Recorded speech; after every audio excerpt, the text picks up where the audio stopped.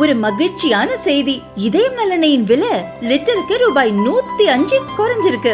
September 2023ல 1 litre இதயம் நலனையின் அதிகபட்ச விலை ரூபாய் 503. ஆனா இப்ப 1 லிட்டர் இதயம் நலனையின் விலை ரூபாய் 398 மட்டும்தான் தமிழ்நாட்டுல. அப்ப இனிமே எல்லாரும் இதயம் நலனை வாங்கலாம் இல்ல? பொதுமக்களுக்கு இலவசம் வழங்க பணம் உண்டு, ஆனால் மாவட்ட நீதிபதிகளுக்கு சம்பளம் மற்றும் ஓய்வூதியம் வழங்குவது என்றால் நிதி நெருக்கடி இருப்பதாக கூறுவதா என்று உச்சநீதிமன்றம் கேள்வி எழுப்பியுள்ளது. 2015ஆம் ஆண்டு ஓய்வு பெற்ற நீதிபதிகளுக்கு ஓய்வூதியம் வழங்குவது தொடர்பான வழக்கு PR கவாய், அகஸ்டின் ஜார்ஜ் மாசிக் முன்னிலையில் விசாரணைக்கு வந்தது.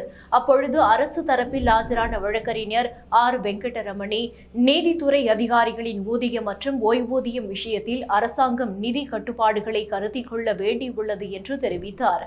அப்போது எந்த வேலையும் செய்யாமலே மக்களுக்கு இலவசம் வழங்க அரசுகளிடம் பணம் உள்ளது, தேர்தல் நெருங்கிவிட்டால் பெண்களுக்கு இலவசம் மரியாதை திட்டம் என்று பெரிய தொகை ஒதுக்குகிறீர்கள். டெல்லியில் பல கட்சிகள் இத்தகைய அறிவிப்புகளை வெளியிட்டுள்ளன.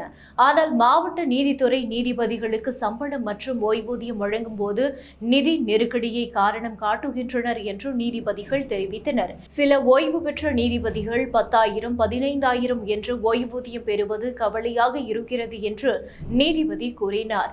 ஆனாலும் நிதி நெருக்கடி சார்ந்த அரசின் உண்மையான கவலைகள் கணக்கில் எடுத்துக் கொள்ளப்பட வேண்டும் என்று அரசு தரப்பு வழக்கறிஞர் வெங்கடரமணி வேண்டுகோள் விடுத்துள்ளார்.